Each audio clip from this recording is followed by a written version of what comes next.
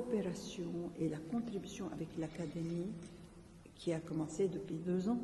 Pouvez-vous nous dire quelques mots, comment est née l'idée de ce prix, votre relation avec M. Boitard, le secrétaire général? En fait, je vais vous dire 2 petits mots avant. Math Liban intervient au Liban depuis une 40aine d'années. On a toujours travaillé, on a fait beaucoup dans le cadre de la santé primaire, en association, bien sûr, avec nos confrères libanais, les chevaliers de l'ordre de Malte au Liban. On a construit avec eux les dispensaires, on les a aidés, ainsi de suite. Mais est arrivé un moment, si vous voulez, capital dans l'histoire du Liban, il faut se placer dans l'effondrement financier de 2019 et la double explosion du port de 2020. Là, c'est un séisme pour le monde médical. Pourquoi? Parce qu'on est rentré dans une phase où la médecine et les hôpitaux allaient vivre un long calvaire. Et on a eu raison, et il a eu même très peur que le secteur hospitalier s'effondre. On a reçu plein de coups de fil de malades, et notamment de malades de cancer. Et il y a un cas qui nous a beaucoup émus, c'est une jeune Clara qui est morte à 18 ans. On l'a beaucoup soutenue. Son papa était chauffeur et il ne pouvait pas avoir les moyens de la soigner dans les hôpitaux.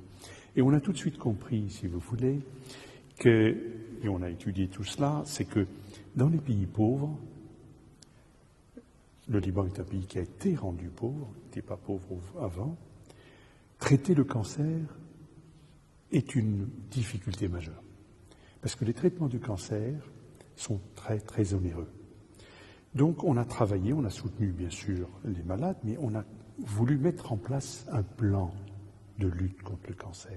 À notre échelle, nous ne sommes pas l'État libanais, nous ne sommes pas l'État français, nous ne sommes qu'une association qui connaît très bien le Liban et qui a œuvré au Liban depuis une 40aine d'années. Alors qu'est-ce qu'on a fait? On a commencé par comprendre que le numéro 1 pour lutter, pour travailler, apporter notre contribution pour résoudre ce méga problème qui est comment traiter le cancer dans le Liban effondré, ça a été les équipements. On a commencé par acheter des équipements. Le deuxième point, on a voulu encourager la médecine, notamment la recherche médicale.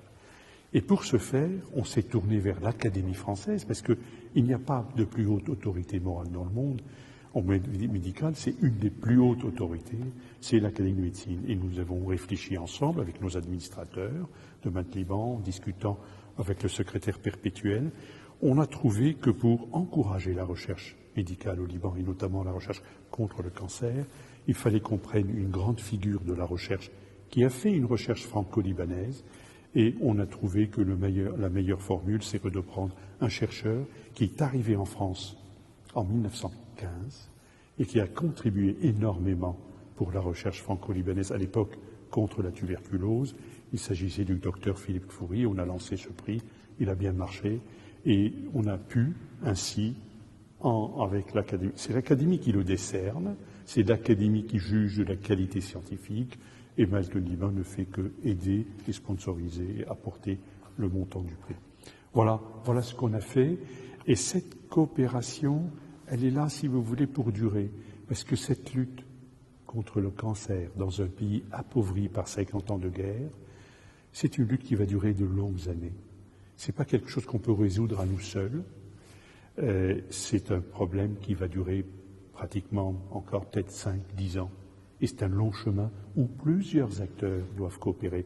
Bien sûr, nous apportons notre part.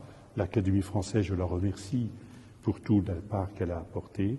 Et puis après, il y a plein d'autres acteurs au Liban qui doivent aussi jouer leur part dans cette lutte. Et plein de projets à venir.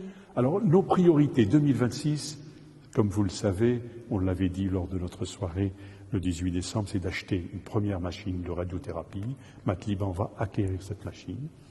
Et puis, au-delà, il y a plein de projets d'avenir, évidemment. Donc, chaque chose sera annoncée en son temps. Et puis, peut-être un jour, pourquoi pas, dans un proche avenir, créer une académie de médecine au Liban, par exemple. Avec l'aide, évidemment, de M. Boitard et de l'Académie française. C'est une excellente idée. Bon, je vous souhaite de très bonnes fêtes et je vous remercie.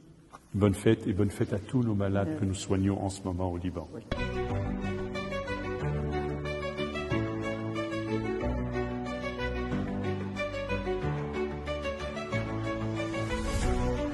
Comment est née cette association, cette contribution avec l'association Malte-Liban?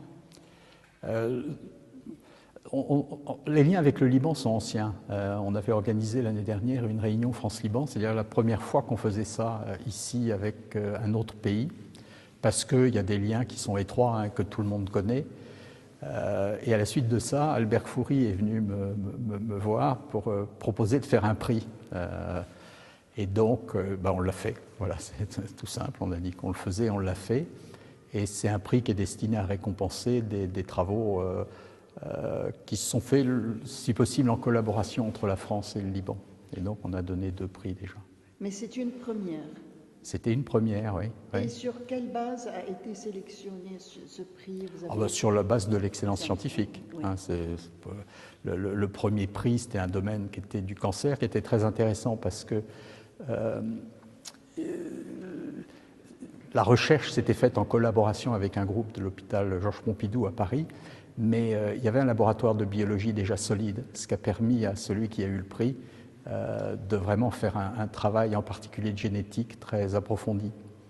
Et donc, à mon avis, ça a une autre signification, c'est qu'avoir des bons laboratoires de biologie est la porte ouverte à faire de la recherche ultérieurement. Et c'est vraiment ce qui s'est produit. Et puis l'histoire du prix de cette année est vraiment très différente. C'est quelqu'un qui a fait son post-doctorat à Paris avec Catherine Boileau et qui a fait une publication assez retentissante dans Nature Genetics parce que c'était un travail totalement original qui identifiait un nouveau gène responsable d'hypercholestérolémie. Et puis il y a eu toute une histoire après parce que une fois que ce gène a été identifié, il y a eu des travaux qui ont été faits ailleurs, mais qui étaient à la suite de ce travail utilisant des traitements visant ce PSK9 qui était responsable des hypercholestérolémies et qui avait été caractérisé à Paris. Et les liens entre l'académie et le Liban sont assez forts, non? Les liens sont assez forts. Le fait qu'on ait fait cette réunion France-Liban voulait dire que les liens étaient assez forts. Et puis on a pas mal d'académiciens qui sont libanais d'origine. Combien de personnes? Je ne les ai pas comptés, mais il y en a 5 ou 6, je dirais, hein, qui sont à l'académie. Et puis on a quelques membres étrangers aussi qui sont libanais. Et quels sont les projets à venir? Je sais que vous encouragez beaucoup la recherche et surtout en ce qui concerne aussi plein de pays dont le Liban. Donc, est-ce que vous avez l'intention de continuer cette coopération, des projets en vue? Oui, c'est sûr que le but est de poursuivre ça parce que les liens n'ont aucune raison de se dissoudre. Hein. Ils ne peuvent que se renforcer. Et puis, on est vraiment prêt à soutenir ce que fait Malte-Liban au Liban, parce que c'est un pays qui a quand même pas mal souffert.